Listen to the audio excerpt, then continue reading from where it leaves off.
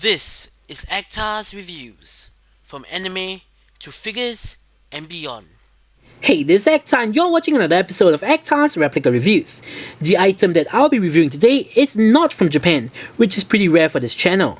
Well, not directly anyways. I've always wanted a custom weapon of my own, and what weapon is more elegant than a lightsaber for this more civilized age? So I thought that it was high time I got myself a custom lightsaber. Anyways, after doing some research into the field of custom lightsabers, I chanced upon Saberforge's Katana Hilt. As a fan of both Star Wars and Japanese culture, which is pretty obvious, I knew my first hilt had to be the katana, as I wanted something to bring together these two themes. Not to mention, it would be rather poetic, as Star Wars does indeed take a ton of inspiration from Japanese culture. For instance, the lightsabers and lightsaber duels were inspired by kendo. But I digress. Coming back to the hilt, I wasn't too partial to the default colouring.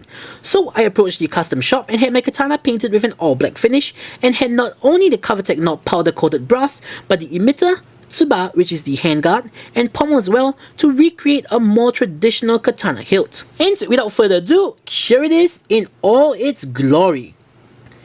The end result is, in my opinion, absolutely gorgeous.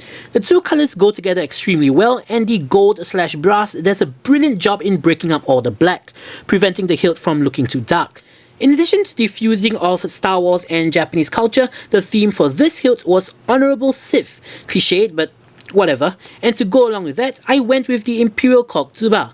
In keeping with the theme, the blade's colour is not red, but blood orange, just a step below red to show that the user's not all evil. As for the hood itself, it feels absolutely phenomenal in hand. Being made of machined aluminium, it's solid and weighty. This hilt does have some additional customization options. For instance, you can actually choose the length of the hilt. We have 10.5, 11.5 or 12.5 inches, which is made by mixing and matching these short and long segments. I went with the 11.5 inches hilt because I believe that that's the average size for both a katana and lightsaber hilt. Not to mention, I absolutely love the fact that the two halves have differently spaced grooves and are distinct from one another. You could also get leather wraps, but I didn't go for them as I think this is beautiful as is.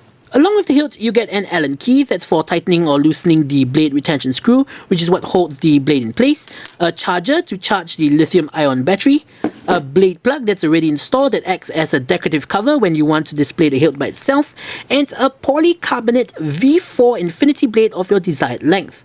Between the default 37, 32 and 26 inch blades, I picked the 32 inch and it turned out to be a perfect length.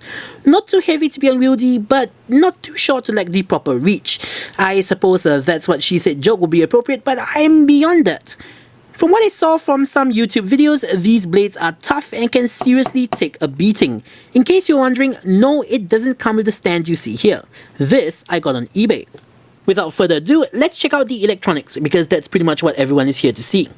Inside here is a 12-watt LED, and as I mentioned previously, the blade color is blood orange. But you have a choice of 15 different colors. You can choose between two sound fonts, a light side and a dark side, and I went with the dark. I should probably mention that there are higher, more expensive tiers that you can get, where you can have a choice of 3 different blade colors and multiple sound fonts. But that was way above my budget and not something I was comfortable getting for my first saber. To boot up the lightsaber, you first have to remove the kill key. This is what cuts all power from the battery and allows the charge to last longer. Saber core, crimson. After the startup noise, all you have to do is to press the lighted button to activate it. As you can see, the blade plug causes light to shine in a pattern.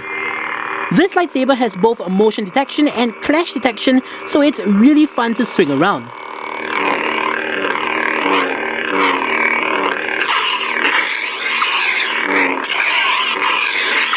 Pressing the button once gives you force lightning, and pressing it again stops it. I do believe the light side font has a blaster deflection noise in place of the force lightning. Press and hold the button to power the lightsaber down. So now let's see the saber with a blade attached. First we have to loosen the blade retention screw and pull out the blade plug. In case you're wondering, this is how the blade plug looks like. Slip in the blade and tighten the screw back up. It's as simple as that. Don't worry, this blade won't be going anywhere even during the most violent of duels. And if you're curious, the balance point is somewhere a little bit above the tsuba, which is great for both power and speed. So once again, here we go. Oh yeah, now that is bright. Believe me, it looks brilliant in the dark and is definitely an attention grabber. You know what? Let me go turn off the lights to show you exactly what I mean. And now, one more time in complete darkness.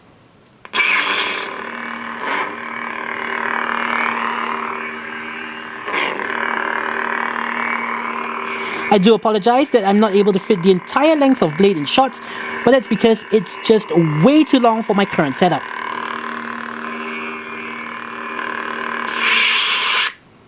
But that's still not all. We have an onboard menu that allows you to change various settings on the lightsaber, from how fast the blade flashes to the volume to the motion and impact sensitivities. Press and hold the power button with the blade off to access it. Main menu. Select optical frequency 1. Press the button to cycle through the options and press and hold to save. I love the fact that it remembers your settings even if you turn it off. Starting off with optical frequency, you can choose how fast the blade flashes, 1 being the slowest with 5 being the fastest. It will be really hard to make out on camera, but I'll cycle through all of them. 2, 3, 4, 5. Personally speaking, I love 5 the best. The flashes are really subtle and isn't noticeable enough to be disconcerting to my eye. Select sound intensity low. Moving on to sound intensity, we have a low, High. high, Muted. and muted. Low. Low is loud enough for me, so that's the one I usually go with.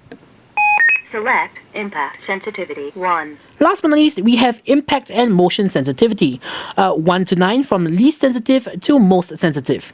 Here I have 3 sets of preferred settings. When I'm playing around with the saber by myself and facing invisible foes, both are set to 9.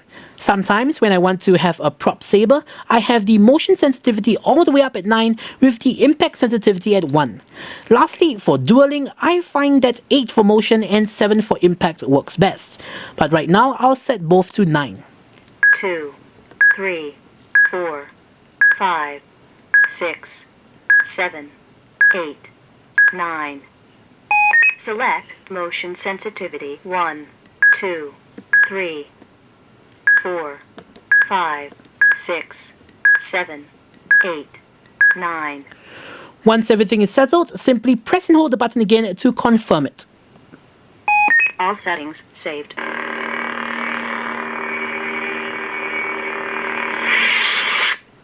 And that's pretty much Saberforge's Katana lightsaber in a nutshell. Before we end off, to charge, all we have to do is to plug the charger into the space where the kill key goes. It takes about 2 to 3 hours on average to charge, and the light on the charger will turn from red to green when it's done.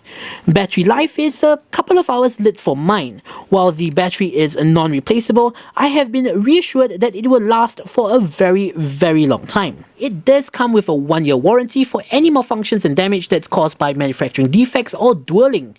Yep, that's how confident they are about the durability of their hilts. All in all, I can say that I'm extremely pleased with my purchase. While I can't compare this hilt to other companies' hilts, it does deliver and fulfills all of my expectations. It's solid, beautiful, and with its onboard settings menu, perfect for play and display. So, this is Acta saying, see you guys in the next episode.